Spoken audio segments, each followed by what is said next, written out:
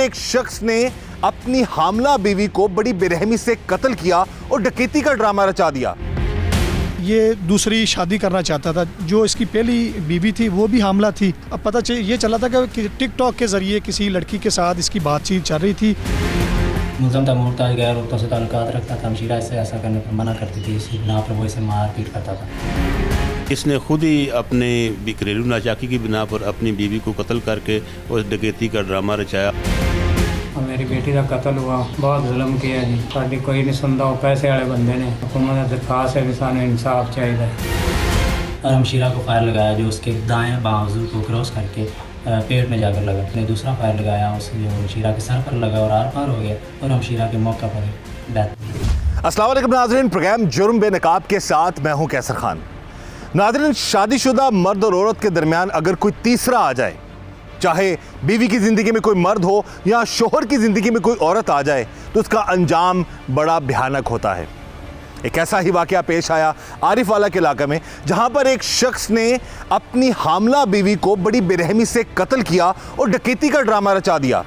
وجہ کیا تھی کہ وہ پہلے سے کسی اور عورت کو پسند کرتا تھا اور شادی کے 1 سال بعد ہی اس نے یہ سوچا کہ اپنی بیوی کو قتل کر دیا جائے اور اس عورت کے ساتھ شادی کر لی جائے۔ مگر یہ سارا معاملہ تب کھلا جب پولیس نے تفتیش کی اور پولیس اصل قاتل تک پہنچی، یعنی جو شخص اپنی بیوی کے قتل کا مدعی تھا وہی اپنی بیوی کا قاتل نکلا۔ آج کے پروگرام جرم نقاب میں ہم اسی ظالم شوہر کا ظلم اور جرم بے نقاب کریں گے۔ اس وقت ہمارے ساتھ موجود ہیں عارف والہ میں ہمارے نمائندہ شہزاد، اور ان سے ہم بات کرتے ہیں اس کیس کے حوالے سے۔ جی شہزاد، بتائیے گا۔ آج بالکل دیکھیں، یہ بڑا ہی ایک بھیانک جو کیس وہ سامنے دیکھنے میں آیا کہ ایک خاوند نے اپنی ہی بیوی کو جو ہے وہ ڈرامہ رچاتے ہوئے، پہلے تو اس نے ڈکیتی کا ڈرامہ رچایا، خود ہی اس کو فائر مار کے پھر ڈکیتی کی 15 پہ کال کر دی کہ ہمارے ساتھ ڈکیتی ہوئی ہے، مزاحمت پر ڈاکوؤں نے میری بیوی کو مرڈر کر دیا۔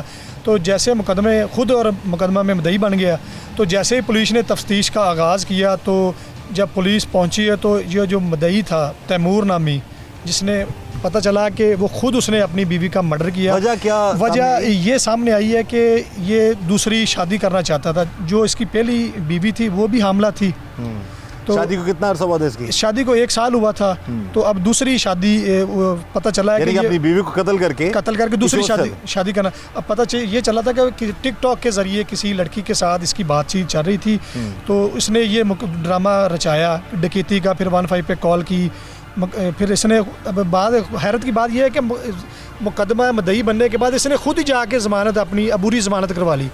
تب پولیس کو بڑا اس پہ شک ہوا، تو پولیس نے جب تفتیش کا مزید آگے بڑھایا تو یہ خود ہی جو ہے نا وہ قاتل نکلا، یعنی کہ مدعی ہی اپنی بیوی کا قاتل نکلا، مدعی شوہر ہی بیوی کا قاتل نکلا۔ بہرحال آج کے پروگرام میں ہم بات کریں گے اس سارے کیس کے حوالے سے اور جانیں گے کہ اس حد تک یہ شخص چلا گیا اور اس ظالم شوہر کا ظلم جرم بے نقاب کریں گے۔ السلام علیکم، میرا نام مزمل 16 پی پاک وطن کا رہائشی ہوں۔ 12 جنوری 2024 کو میری ہمشیرہ کا قتل ہوا تھا عارف والہ میں۔ قتل کرنے والا میرا سگا ماموں کا بیٹا، میرا بہن تھا۔ شادی ہوئی تھی 5 اگست 2023 کو۔ شادی کے کچھ عرصہ بعد ہی ان کا آپس میں لڑائی جھگڑا ہونا شروع ہو گیا۔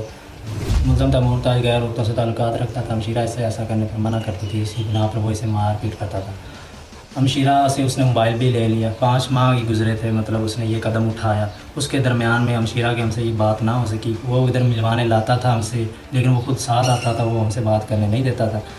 تو موبائل وغیرہ بھی اس سے لے لیا، بہانے سے اس نے لے لیا اور ہم سے بات نہ کرنے دی۔ لیکن ہمشیرہ نے تنگ آ کر ہمیں کال کی، 12 جنوری کو مجھے کال کی، پہلے بھی کال وغیرہ ہوتی رہی۔ 12 جنوری کو کال کی اس نے اور کہا کہ اصل کا مجھے بتائے اور کہا کہ مجھے اگر لے جائیں۔ میں اپنے تایا اور چچا کے ساتھ ہمشیرہ کو لینے چلا گیا عارف والہ میں۔ عارف والہ پہنچا ان کے گاؤں، تو ہمیں اطلاع ملی وہ عارف والہ بازار چلا گیا اس کے لے کر، ہمشیرہ کو لے کر۔ ہم اس کے پیچھے بازار گئے، عارف والہ شہر میں گئے، ادھر ہماری ملاقات ہوئی، اس بارے میں بات کی۔ وہ ہماری بات پر غصہ ہوا اور کہا کہ ہم گھر جا کر بات کرتے ہیں۔ ویسے وہ ہمارے آگے آگے گاؤں کی طرف چل پڑے، کسی بھی گاؤں ان کا گاؤں کی طرف چل پڑے اور ہم ان کے پیچھے پیچھے میں ہم سنسان سڑک آئے۔ اس نے اس سنسان سڑک کی طرف بائک موڑی اور ہمشیرہ کو فائر لگایا جو اس کے دائیں بازو کو کراس کر کے پیٹ میں جا کر لگا۔ دوسرا فائر لگایا اس جو ہمشیرہ کے سر پر لگا اور آر پار ہو گیا اور ہمشیرہ کے موقع پر ڈیتھ ہو گئی۔ بعد میں پولیس نے انویسٹیگیشن کی، سارے ایویڈنس کلیکٹ کیے اور ملزم کو حراست میں لیا اور ملزم نے اقبال جرم کر لیا۔ میں ڈی پی او پاک وطن کیپٹن ریٹائرڈ طارق ولایت صاحب کا شکر گزار ہوں جنہوں نے مکمل حمایت کی، اور میں ڈی ایس پی عارف والہ طارق صاحب کا شکر گزار मज़ीद मेरी हुकूमत से दरख्वास्त है कि मुलज़म को इसके काफ़िल किरदार तक पहुँचाया जाए और हमें इंसाफ फराहम किया जाए। आज का केस घर घर की कहानी है। आरिफ आलम में तैमूर ने अपनी बीवी सिद्रा को गोली मारकर हलाक कर दिया और कहानी ये बनाई कि डाकू आए थे और उन्होंने उसे गोली मार दी। जब हम इसका सिचुएशनल एनालिसिस करते हैं तो पता चलता है कि घरेलू झगड़े उनके होते रहते थे और उन झगड़ों में ही ये वक्त आया कि उस शख्स को इतना ज़्यादा गुस्सा आया और गुस्से में उसका कंट्रोल लूज़ हो गया और उसने अपनी बीवी को गोली मार दी। इसके पीछे एक और वजह जो नज़र आती है वो ये है कि तैमूर किसी और शख्स, किसी और ख़ातून में भी इंटरेस्टेड था और इस वजह से भी उसने ये कदम उठाया।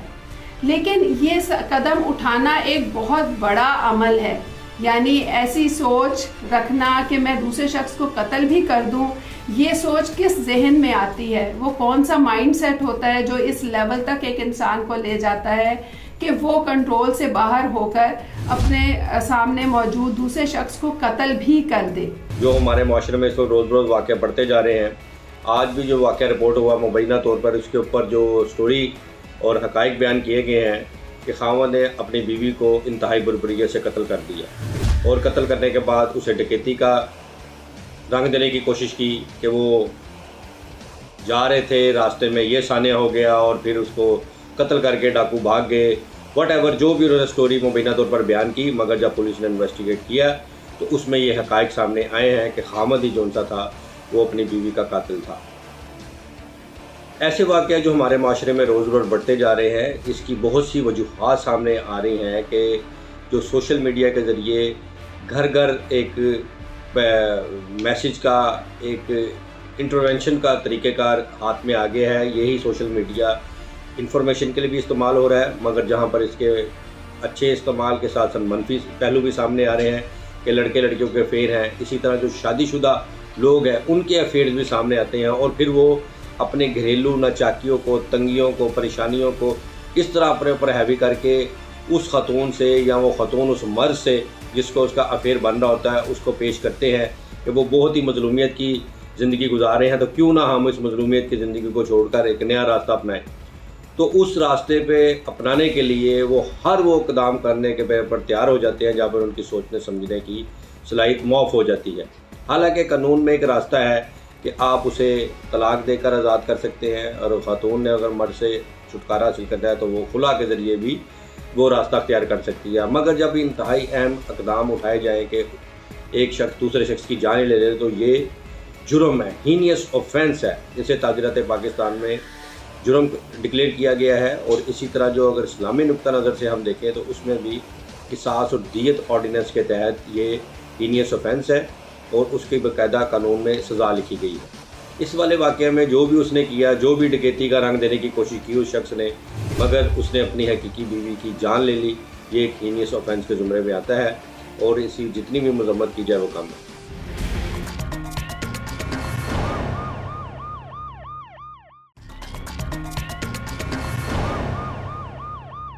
शोहर ने अपनी बीवी को कत्ल करवा दिया और डकैती का ड्रामा रचाया। इस केस को बड़े कहते हैं ना कि माहिराना तरीके से आरिफ वाला पुलिस ने हल किया है और असल कातिल तक पहुंचे और असल कातिल शोहर ही था। इसी वाले से हम बात करेंगे डीएसपी आरिफ वाला तारिक साहब से, जिनकी रहनुमाई में इस केस को हल किया गया। जी तारिक साहब बताइए कि ये सारा मामला था क्या? स्टार्टिंग में तो ये बंदा मुद्दई बना और बाद में यही कातिल निकला।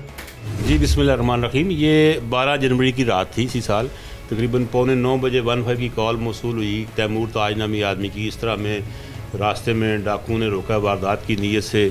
मैंने बाइक नहीं रोकी तो मज़ामत की है तो उन्होंने फायर मारा, जिससे मेरी बीवी जो है शदीद ज़ख्मी हो गई है और ज़ख्मों की ताब ना लाते हुए मौके पर जान बाक हो गई है। इस कॉल पे फौरी तौर पर रिस्पॉन्ड किया, मुकामी पुलिस पहुंची, मैं पहुंचा, हमारे DPO साहब पहुंचे। मौका मुलाजा के दौरान जो है हमें कुछ वहाँ पे कुछ बात पैदा हो गए थे। शायद उनकी प्लानिंग में कोई फ़र्क था, या जैसे हमारी प्रोफेशनलिज्म होता है, जैसे हम लोग वकूए पे जाते हैं, मौका मुलाजा करते हैं तो मौका जो है वो बोलता है। तो वहाँ से कुछ हमें इस पर शक हुआ, लेकिन हमने इजहार नहीं इससे किया। तो उसमें इसी की मुद्दत में मुकदमा दर्ज हुआ। बाद में जब हमने अपने शक के दायरे को थोड़ा सा वसी किया और उस हिसाब से हमने तफ्तीश को आगे बढ़ाया, तो फिर हैरत की बात यह है कि इसी मुद्दई तैमूर ताज ने اپنی ہی بیوی کے قتل کیس میں جس میں یہ مدعی تھا اس میں اپنی عبوری ضمانت کروا لی. پھر ہم نے اسے انٹروگیٹ کیا اسے بھئی آپ نے ضمانت کیوں کروائی, آپ تو مدعی مقدمہ ہیں. تو وہ پھر وہ آئیں بائیں شائیں کرنے لگا, اس سے کافی شکوک و شبہات جو ہے وہ بڑھنے لگے. تو اسی طرح پھر جب تفتیش کو مزید دیگر ذرائع سے ویریفائی کیا, اس میں جدید ٹیکنالوجی کا بھی استعمال کیا. پرانے ہمارے روایتی پولیسنگ ہوتی ہے, علاقے کے لوگوں کو انٹرویو کرنا, لوگوں سے پوچھ تاچھ کرنا. وہ پھر حالات سارے سامنے اس طرح پر آئے کہ اس نے خود ہی اپنے گھریلو ناچاکی کی بنا پر اپنی بیوی کو قتل کر کے اس ڈکیتی کا ڈرامہ رچایا, اور اس نے انتہائی اندوناک واقعہ پیش آیا. عوام میں بڑا خوف و ہراس پیدا ہوا, لیکن الحمدللہ ہمارے ڈی پی او کیپٹن رائے طارق ولید صاحب, آر پی او میم محبوب رشید صاحب کی ہدایات پر, ان کی گائیڈ لائن پر چلتے ہوئے ہم نے اس کو احسن طریقے سے ڈیل کیا اور اس کو ہم نے ٹریس آؤٹ کیا. اور پھر ایک وقت وہ آیا کہ اس نے پھر صاحب اس کے روبرو اپنا کنفیشن کیا, اپنا جرم تسلیم کیا, اور اسی مقدمے میں اس کو چلان کیا گیا. اس سے کیا وجہ کیا بتائیے کہ کیوں مار دی بیوی کو؟ بس گھریلو ناچاکی بتاتا ہے, لیکن یہ شادی کہیں اور کرنا چاہتا تھا, جو اس کے دیگر ذرائع سے بات کہیں اور شادی کرنا چاہتا تھا. اپنی پہلی بیوی سے جان چھڑانا, پہلی بیوی سے جان چھڑانا. پہلی بیوی سے بچے کتنے تھے اس کے؟ نہیں, بیوی ابھی اس کی پریگننٹ تھی. اچھا اچھا اچھا, پریگننٹ تھی, ارلی سٹیج پہ شادی تھی. کتنا عرصہ ہوا تھا؟ شادی کو تقریباً سال ایک ہوا تھا. 1 سال ہوا تھا. 1 سال کے دوران ہی اس نے اپنی بیوی کو کسی اور کے لیے قتل کر دیا. اور قتل. HRCP کی 2020 کی رپورٹ کے مطابق تقریباً 90% خواتین پاکستان میں ڈومیسٹک وائلنس کا شکار ہوتی ہیں, اور یہ وہ کیسز ہیں جو کہ رجسٹرڈ ہیں, اور 0.4% کیسز رجسٹر ہوتے ہیں. اس کی کیا وجہ ہے؟ ہم اس کی وجہ پر جب غور کرتے ہیں تو پتہ چلتا ہے کہ سب سے پہلی وجہ ہمارا پیٹریارکیل سسٹم ہے, یعنی جو ہم مرد کو عورت پر فوقیت دیتے ہیں اور اس کا ناجائز فائدہ اٹھاتے ہیں. تو ایک سب سے بڑی وجہ تو یہی ہے, ڈسکریمنیشن ہے, یعنی عورت اور مرد میں جو ڈسکریمنیٹ کیا جاتا ہے, عورت کو ایک لیول نیچے رکھا جاتا ہے اور اس کی وجہ سے اس کو اپنا سب آرڈینیٹ فیل کرایا جاتا ہے. تو اس کی وجہ سے عورت جو ہے وہ اپنے آپ کو ہمیشہ ڈپینڈنٹ اور سبمسو محسوس کرتی ہے, اور پھر وہ اپنے لیے آواز نہیں اٹھا پاتی. اسی طرح سے اور بھی بہت سی وجوہات ہوتی ہیں, جس میں کہ آپ اگر دیکھیں تو لیک آف اویئرنیس ایک بہت بڑی وجہ ہے. یعنی عورتوں کو پتہ ہی نہیں ہوتا کہ ان کے کیا حقوق ہیں, ان کو صرف وہی پتہ ہوتا ہے جو کہ اس سوسائٹی نے انہیں بتایا ہوتا ہے کہ وہ مرد کی غلام ہیں اور اس کی مرضی سے انہوں نے چلنا ہے. اس کے علاوہ عورتیں ڈپینڈنٹ ہوتی ہیں. ڈپینڈنٹ ہونا بھی ایک بہت بڑا اہم پوائنٹ ہے, یعنی جب وہ فائنینشلی اور ایموشنلی ڈپینڈنٹ ہوں گی تو پھر وہ اپنی مرضی کہیں بھی پریکٹیکلی نہیں اپلائی کر سکتی, اور اسی وجہ سے وہ وائلنس کو, تکلیف کو, ہر چیز کو برداشت کرتی چلی آتی ہیں.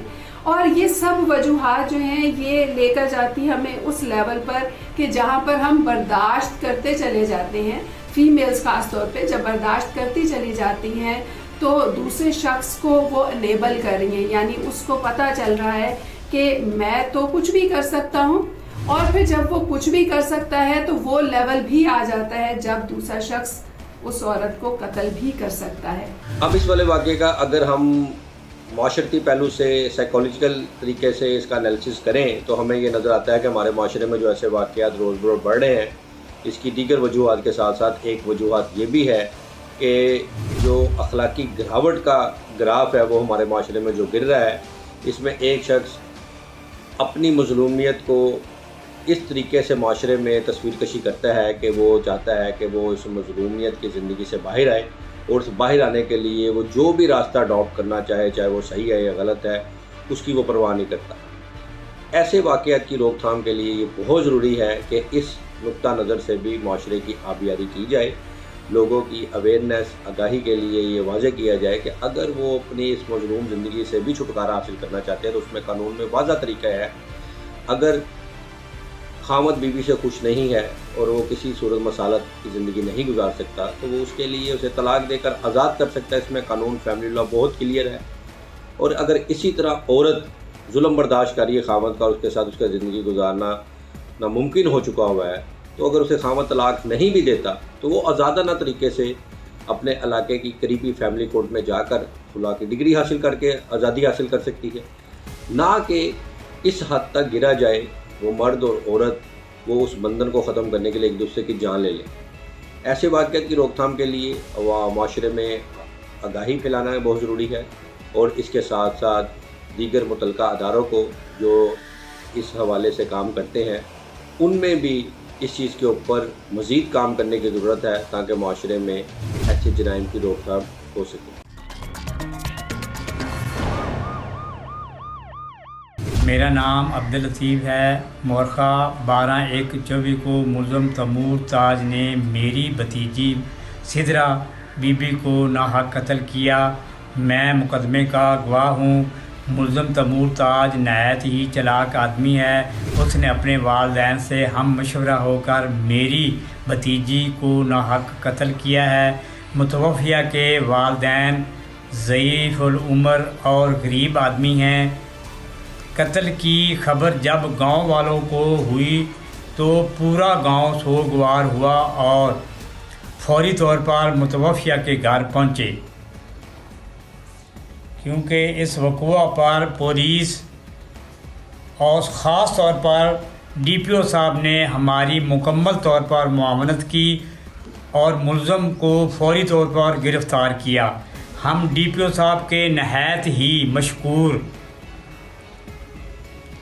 ہیں۔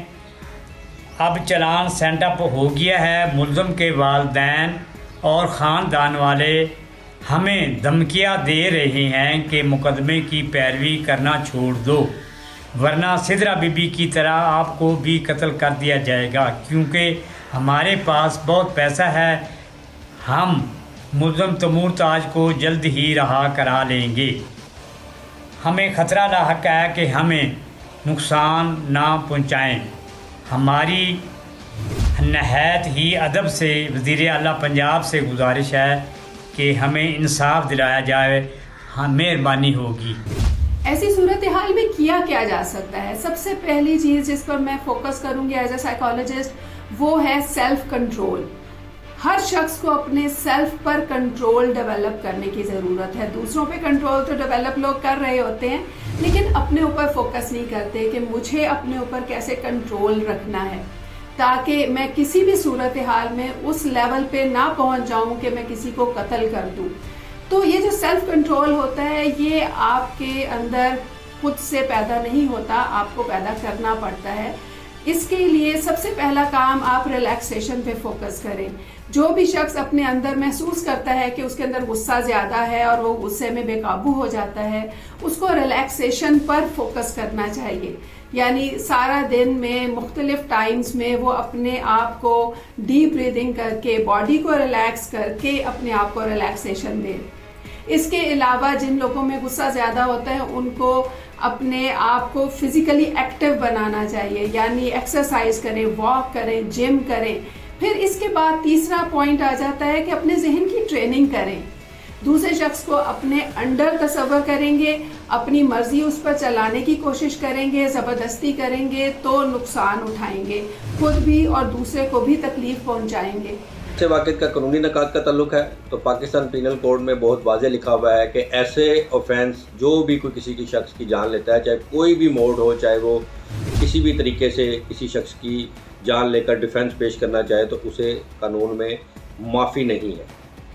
سیکشن 300، 301، 302 انٹینشنل مرڈر کے بارے میں تاجرات پاکستان بہت واضح طور سے بیان کرتا ہے۔ اس کے ساتھ ساتھ جو قصاص اینڈ دیت آرڈیننس 1990 سے ہمارے ملک میں لاگو ہے، اس کے تحت بھی اگر شرعی طریقے سے بھی کسی کو سزا دینی ہے اسلامی نقطہ نظر سے تو قصاص میں قتل کا بدلہ قتل ہے، تو اس کے لیے چشمدید گواہ کا ہونا اور اس کی تمام شہادت کے انگریڈینٹس کو پورا کرنا ضروری ہے، اور اس کے مطابق اگر وہ چشمدید گواہ مل جاتے ہیں اور وہ بالکل بیانی ہوتے ہیں تو پھر اس کو قصاص کی میں قتل کی بدلہ قتل سزا دی جاتی ہے، اور اگر وہ چشمدید گواہ یا کوئی انگریڈینٹس مکمل نہ ہو تو پھر اسے تاجرات پاکستان میں سزائے موت پھانسی کی صورت میں دی جاتی ہے۔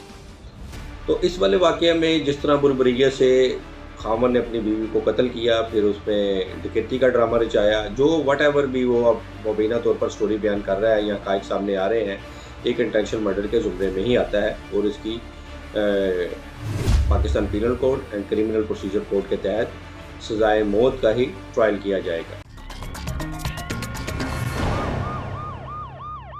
میرا نام جہاں طیب ہے، 16 SP کا رہائشی ہوں۔ मेरा मुजम्मल बहुत अच्छा दोस्त है। मुजम्मल की सिस्टर की शादी की हम दोनों ने बहुत अच्छी अरेंजमेंट की थी। शादी के 5 माह बाद ही हमें खबर मिली कि सिस्टर की मतलब मुजम्मल की सिस्टर का कत्ल हो गया। कत्ल की खबर जैसे ही गांव में पहुंची, गांव में खौफ और रात फैल गया और गांव के कुछ मेंबर और ये यानी मतलब जो कि नंबरदार होते हैं, उन्होंने ये मतलब फैसला किया कि मुजम्मल का वालिद बहुत गरीब आदमी है, इसकी खुद ही तौर पर ना इन्वेस्टिगेशन की जाए। या उन्होंने इन्वेस्टिगेशन की और वो तैमूर ताज ही मुलजिम निकला। हमारी वज़ीर आला पंजाब से अपील है कि हमें इंसाफ मुहैया किया जाए। का इतनी शिद्दत इख्तियार कर जाना कि एक दूसरे को कत्ल कर दिया जाए, ये लेवल तो बाद में आता है, लेकिन जो डेली रूटीन में हम देखते हैं कि हमारे सोसाइटी में अक्सर फैमिलीज़ में झगड़े और लड़ाइयाँ हो रही होती हैं। इन झगड़ों का जहन पर बहुत बुरा असर पड़ता है। एक तो वो लोग जो कि झगड़ रहे होते हैं, जो बड़े होते हैं, उनके ऊपर तो बहुत ही बुरा असर पड़ता है, लेकिन साथ ही साथ हमारी नई जनरेशन तबाह हो रही होती है, यानी बच्चे तबाह हो रहे होते हैं। बच्चों को पता चल रहा होता है कि उन्होंने बड़े होकर क्या करना है, यानी बड़े होकर वो भी गुस्सा करेंगे, वो भी झगड़ा करेंगे, वो भी इसी तरह से दूसरे से अपनी बात मनवाने की कोशिश करेंगे। अगर आप गौर करें तो मोस्टली इन झगड़ों में दूसरे से अपनी बात मनवाने की कोशिश होती है। इसकी वजह से हम दूसरे को अपनी बात कहने का हक नहीं देते। यानी ये एक बहुत अहम पॉइंट है जिस पे अगर हम फोकस कर लें कि आज से हम डिसाइड कर लें कि हर शख्स को हक है अपनी बात कहने का, और अगर मैंने कोई फैसला करना है अपनी ज़ात के लिए तो मैं करूं, दूसरे ने करना है तो वो करे, और जो मुश्तरका फैसले हैं उसमें मिल बैठकर डिसीजंस लिए जाएं तो कभी भी झगड़े नहीं होंगे। तो इस तरह की सूरत हाल में एक छोटी सी टिप अगर आप ये पिक कर लें और इसको अप्लाई करना शुरू कर दें तो आपकी अपनी ज़िंदगी भी बेहतर होती है और बच्चों की ज़िंदगी भी बेहतर होती है। वो भी बेहतर तरीके सीखते हैं बड़े होकर अप्लाई करने के। इसके ऊपर जो कानून है, कानून बिल्कुल वाज़ह है कि ये हीनियस ऑफेंस है, ये कत्ल के ज़ुमरे में आएगा और इसमें किसी सूरत जो वली है या जो वारसान है वो माफ़ नहीं कर सकते। अगर वो माफ़ करते हैं तो एक हद तक उसका पहलू है, मगर कोर्ट को इख्तियार दे दिया है कि वो इसको फाइल ज़रूर करेगी। तो हम समझते हैं कि ऐसे वाक़यात की रोकथाम के लिए एक गाही अवेयरनेस के साथ साथ मुतल्लिका कंसर्न लॉ इन्फोर्समेंट एजेंसी को भी मजबूत और कंक्रीट रोल अदा करना होगा, ताकि ऐसे वाक़यात के ऊपर फौरी तौर के ऊपर इन्वेस्टिगेशन करके, जिस तरह इस वाक़े में पुलिस ने इन्वेस्टिगेट किया और उस पर पहलू तक पहुँचे कि असल कातिल कौन है, अब उसकी जो इन्वेस्टिगेशन रिपोर्ट है वो as early as possible as per due time वो प्रोसिक्यूशन में जमा हो, ताकि उसके ऊपर प्रोसेस करके उसे जज़ा सज़ा की तरफ कोर्ट लेकर जाए।